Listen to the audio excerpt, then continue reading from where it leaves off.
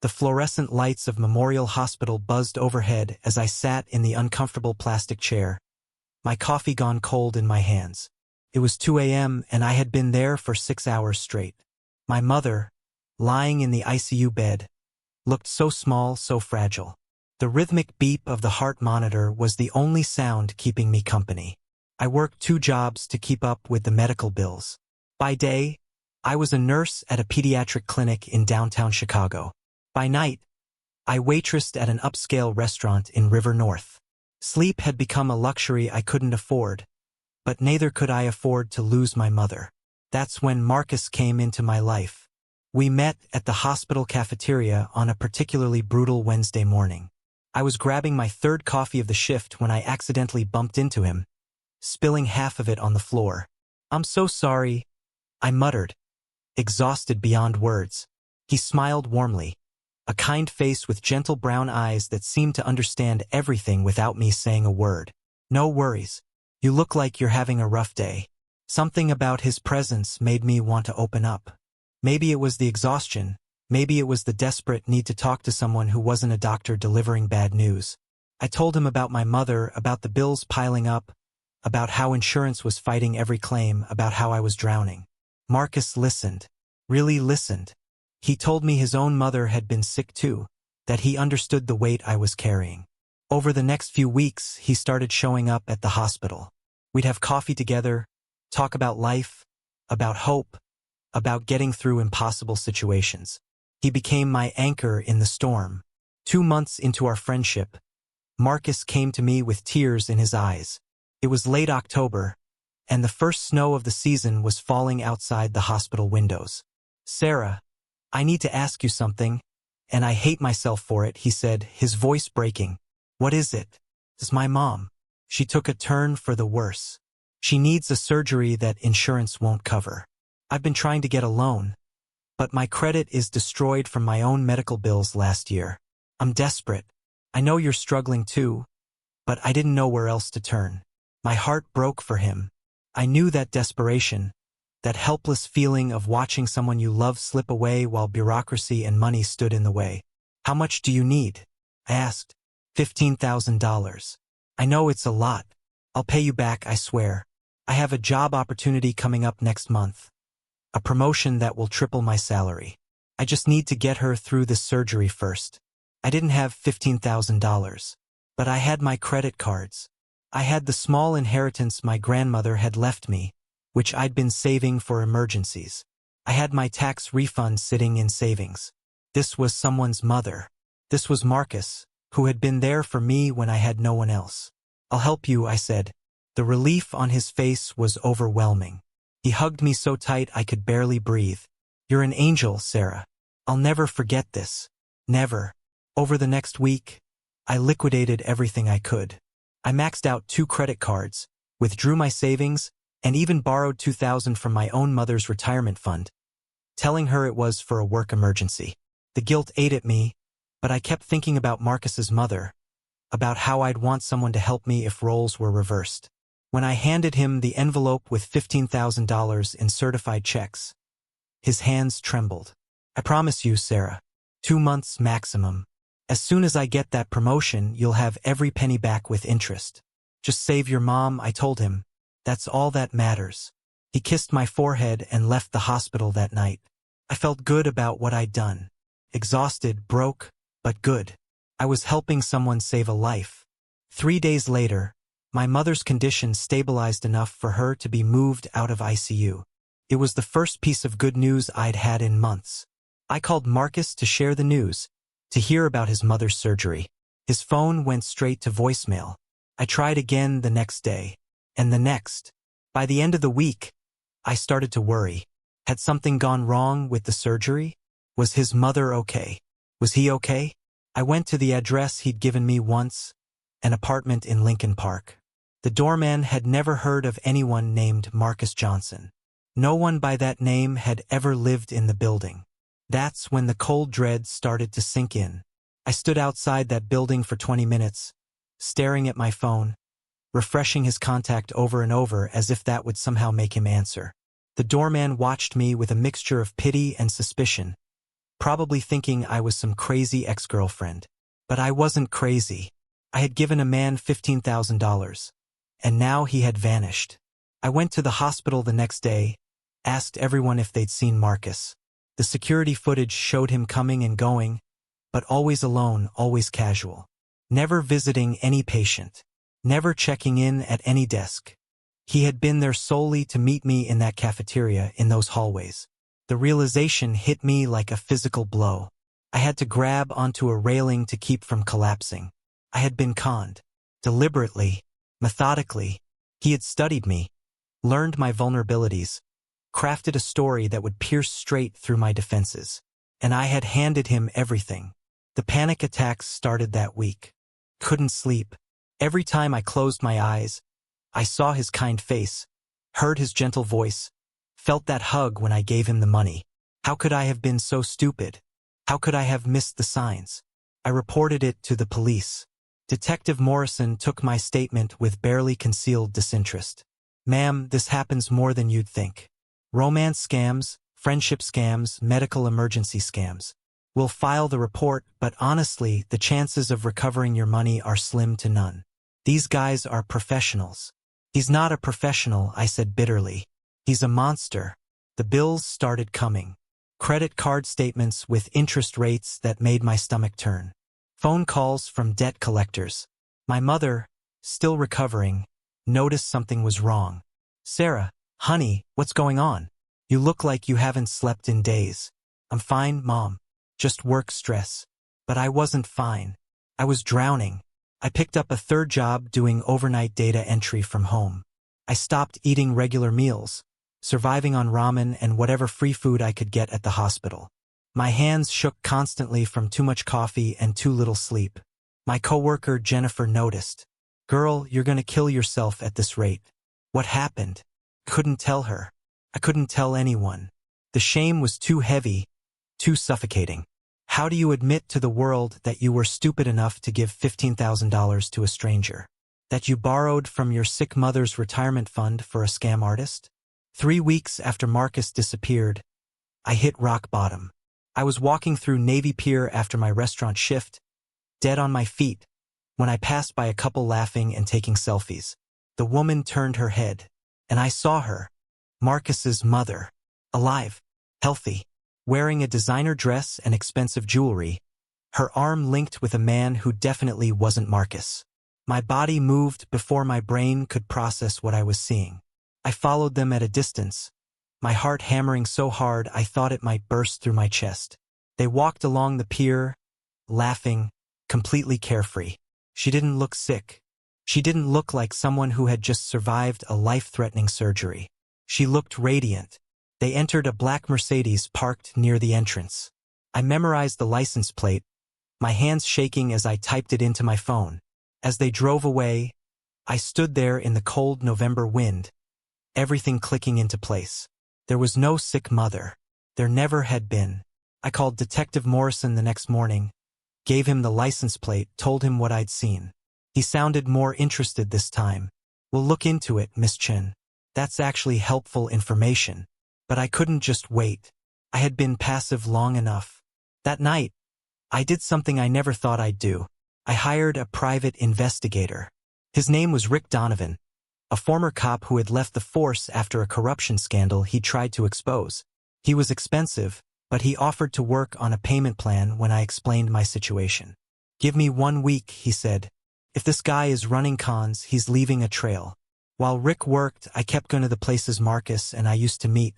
The hospital cafeteria, the coffee shop across the street. I became obsessed, sleeping even less, barely functioning at my jobs. Then, on a Friday night, my phone rang. It was Rick. "You're going to want to sit down for this, Sarah. I found him, and you're not going to believe where he is right now." "Where?" "The Grand Palms Casino in Elgin. He's there with the woman you saw, and they're throwing around money like it's confetti. I'm sending you photos right now." My phone buzzed. Photo after photo appeared. Marcus, in an expensive suit, laughing at a blackjack table. The woman beside him, draping herself over him, champagne in hand. Stack after stack of chips in front of them. My money. My $15,000. Being gambled away while I worked myself to death. If you're watching this and you've ever felt betrayed, ever felt like the world took advantage of your kindness, stay with me. Because what happens next changed everything. Hit that subscribe button, because this story is about to take a turn nobody saw coming. Rick's voice came back on the line. I'm at the casino now. If you want to confront them, I suggest you get here fast. They look like they're planning to be here all night. I hung up, grabbed my keys, and drove. For the first time in weeks, I wasn't shaking. I wasn't afraid. I was furious. The Grand Palms Casino was a 40-minute drive from Chicago, but I made it in 30. The parking lot was packed with expensive cars, the kind of vehicles I'd never be able to afford now thanks to Marcus. I walked through the entrance with Rick waiting for me by the slot machines. They're at table 7, blackjack section. Third table from the bar, he said, pointing discreetly. I saw them immediately. Marcus had his arm around the woman, both of them laughing as the dealer dealt another hand. There were easily $3,000 in chips stacked in front of them. My $3,000. What's your play here, Sarah? Rick asked quietly. You want me to handle this? No, I said, my voice steadier than I expected. This one's mine. I walked straight to their table. Marcus saw me before I reached them, and the color drained from his face.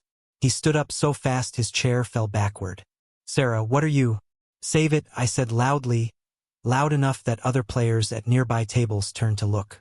I know everything, Marcus, or whatever your real name is. The woman looked confused, but there was a flicker of recognition in her eyes. She'd done this before. They both had. You need to leave, Marcus said, trying to keep his voice low, trying to regain control. You're making a scene. I'm making a scene? I pulled out my phone, showing him the photos Rick had sent. You took $15,000 from me. You told me your mother was dying. And here she is, looking pretty healthy to me. The woman stood up now, grabbing her purse. We should go, Marcus. Not so fast. Rick appeared beside me, flashing a badge that technically wasn't valid anymore. But they didn't know that. Private investigator working with Chicago PD. You folks mind sticking around for a few questions? Marcus's smooth facade cracked completely. Look, this is a misunderstanding. Sarah and I were dating, and yes, I borrowed money, but we were never dating. I cut him off. You targeted me. You watched me at the hospital, learned about my mother, and exploited my empathy. That's called fraud. A casino security guard approached, drawn by the commotion. Rick pulled him aside, speaking in low tones. I watched as Marcus's confidence evaporated. The woman was already edging away, clearly ready to abandon ship. You were easy, Sarah, Marcus finally said, his kind mask completely gone now, replaced by something cold and cruel. You practically begged to give me that money. So desperate to be a hero to save someone. Pathetic. Those words should have destroyed me. A week ago they would have. But something had shifted. Standing there, facing him, I realized he hadn't broken me. He'd awakened something I didn't know I had. Steal. The casino security called the actual police. Within 20 minutes, 2 officers from the Elgin Police Department arrived. Detective Morrison, true to his word, had already flagged Marcus's information in the system after my second call. When the officers ran his ID, everything lit up. Marcus Webb. Real name Marcus Anthony Webb. Wanted in 3 states for fraud, identity theft, and running romance scams. There was a warrant out of Indiana for $23,000 he'd stolen from a widower. Another in Wisconsin for $35,000 from a single mother of 2. I wasn't his first victim. I wasn't even close. The woman tried to run, but Rick blocked her path. She started crying, claiming she was a victim too, that Marcus had manipulated her. But the officers weren't buying it. Diane Webb, Marcus's actual wife, had been working these scams with him for 5 years. As they handcuffed Marcus, he looked at me one last time. That steel I'd found didn't waver. You're going to regret this, he spat. No, I said quietly. You're going to regret underestimating me. The legal process moved faster than I expected. With multiple victims across state lines, the FBI got involved. I testified, along with 4 other people Marcus and Diane had scammed. The evidence was overwhelming. Rick's photos, the casino surveillance footage showing them spending money they'd stolen, bank records tracing deposits and withdrawals. Marcus took a plea deal. 7 years in federal prison. Diane got 5. But more importantly, as part of the restitution agreement, they were ordered to pay back every victim. The court froze their accounts, seized their assets. They'd been living large on other people's pain, and it was all about to be liquidated. The prosecutor, a sharp woman named Angela Reyes, pulled me aside after the sentencing. "You should be proud, Sarah. Most victims of these scams never report them. The shame keeps them silent, and these predators count on that. You broke the cycle." I got a check 6 weeks later. $11,000. Not the full 15, but the courts were still tracking down hidden accounts. It wasn't everything, but it was enough to pay off the highest interest credit card and put some money back into my mother's retirement fund. My mother, fully recovered now, cried when I finally told her the whole story. "Baby, why didn't you tell me?" I was ashamed. "Mom, I felt so stupid." She took my hands in hers. "You weren't stupid. You were kind. And that man was a criminal who weaponized your kindness. But you fought back. You didn't let him win." The hospital offered me a promotion to nursing supervisor. Better hours, better pay. I quit the restaurant job and the data entry work. For the first time in months, I slept through the night. But the story didn't end there. 18 months later, I stood in front of a community center in Pilsen, a neighborhood on Chicago's Lower West Side. The building was old but renovated, with bright murals painted on the exterior walls. Above the door, a new sign read, "Second Chance Financial Advocacy Center." My center. After everything that happened with Marcus, I couldn't shake the feeling that there were others out there like me. People who'd been conned, scammed, manipulated. People drowning in shame and debt, too embarrassed to ask for help. I wanted to create a place where they could find support without judgment. Rick Donovan became my business partner. Together, we offered free consultations, helped victims file police reports, connected them with resources, and taught financial literacy classes focused on recognizing scams. We worked with Detective Morrison, who'd actually become an ally, referring victims to us regularly. The center opened on a cold March morning. I expected maybe 10 people to show up for our first workshop. 63 came.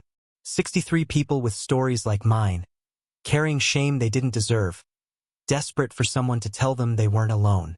My mother attended that first workshop, sitting in the front row, beaming with pride. She'd made a full recovery and now volunteered at the center twice a week, helping with administrative work. One woman approached me after the session, tears streaming down her face. She'd lost $30,000 to a romance scammer she'd met online. She hadn't told her family. She was contemplating suicide. "You just saved my life," she whispered. I thought I was the only one stupid enough to fall for this. "You're not stupid," I told her, the same words my mother had told me. "You're human, and you're not alone." By the end of the first year, we'd helped over 200 victims, recovered over $400,000 in restitution, prevented countless others from falling for similar scams through our education programs. Marcus sent me a letter from prison. I didn't open it. Rick did, just to make sure it wasn't threatening. Apparently, Marcus wanted to apologize, to explain his troubled childhood, to ask for forgiveness. I threw the letter away. "Some people don't deserve your energy," Rick said. "You've already taken back your power. Don't give him any more of it." He was right. I'd built something beautiful from something terrible. I turned my worst moment into purpose. Last month, I received the final restitution check. For $1,000, the remainder of what Marcus owed me. I donated it all to the center. If you've made it this far, thank you for being part of this journey. This story is real and it matters. If you or someone you know has been scammed, please know there's no shame in it. The shame belongs to the people who exploit kindness, not to those who offer it. Hit that like button, subscribe to the channel, and drop a comment telling me what story you'd like to hear next. Your support helps us share these important messages. Until next time, remember, your kindness is not weakness. It's your superpower. Don't let anyone take that from you.